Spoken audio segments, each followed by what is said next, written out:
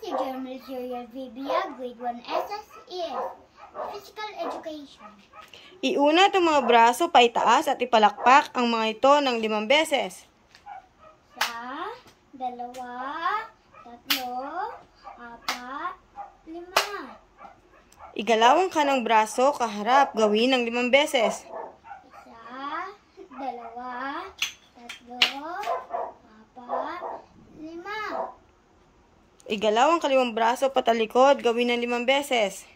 1, 2, 3, 4, 5. Gawin ng salitan.